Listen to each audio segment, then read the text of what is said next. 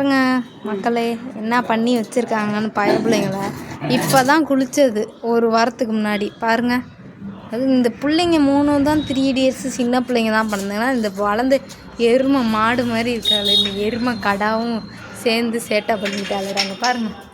முக்கு வாய் காலெல்லாம் பாருங்க பாருங்க. கோலமா உடம்பெல்லாம் பூசிக்கிங்களா? கலர் கோலமாவா? ஹோலி கொண்டாடி இருக்காங்க. ஹோலி கொண்டாடிங்களா? நார்த் இண்டியன்ஸே வடக்கன்ஸா நீங்கள் ஹோலி கொண்டாடிட்டு இருக்கீங்க? எருமைங்களா என்னது இது? வீட்டில் ஒரு பொருள் நானும் கடையிலேருந்து எங்கள் அம்மாவும் பேங்க்கு போயிருந்தாங்க. அதுக்குள்ளே என்ன ரகலைகள் வீட்டில் நடந்திருக்குன்னு பாருங்கள். ஏய் மேலே போ மேலே போ, பேண்ட்டில் ஒட்டி விட்றாதீங்க. இங்கே பாருங்கள் அங்கே பாருங்கள், பேசிக்கிட்டு இருக்கோம். அங்கே ஒருத்தி கண்டுக்காமல் எலும்பு வச்சுக்கிட்டு தின்னுக்கிட்டு இருக்கா பார்த்தீங்களா? என்ன பண்ணி வச்சிருக்க?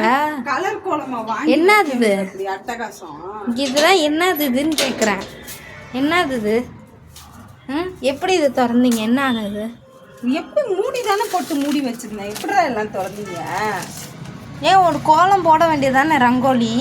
ஏன் அப்படியே வச்சுருக்கீங்க? போட்டிருக்குங்களா கலர் கலர்? அப்புறம் இது கூட பரவாயில்லைங்க.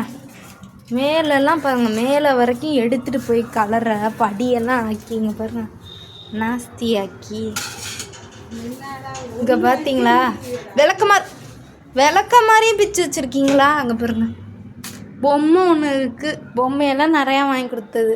அதெல்லாம் வேணாமா, கோலாமாவு தான் வேணுமா எல்லாருக்கும். பாருங்க எவ்வளோ கலர் பார்த்தீங்களா?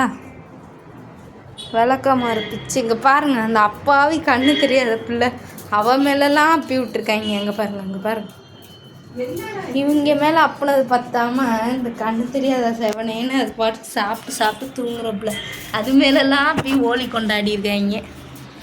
கண்ணம்மா என்னடா பண்ணாங்க உன்னைய? தொல்லை பண்ணிச்சுங்களா?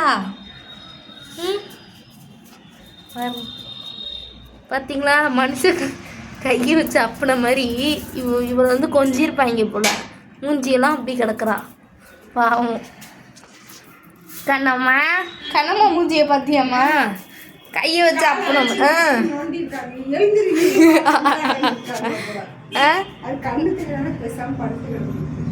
அவளையும் விளையாட கூப்பிட்ருக்காங்க.